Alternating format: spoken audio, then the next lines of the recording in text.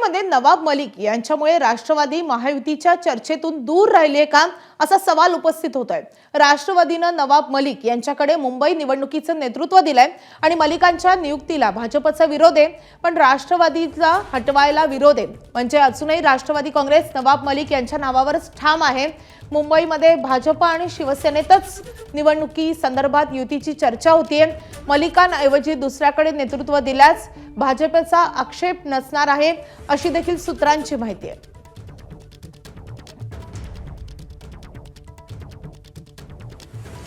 तर नवाब मलिक हे युतीमध्ये अडथळा ठरतायत का? राष्ट्रवादीने नवाब मलिक यांच्याकडे मुंबईचं नेतृत्व दिलंय आणि हाच एक मोठा अडसर भाजपसाठी ठरत असल्याची सूत्रांची माहिती आहे।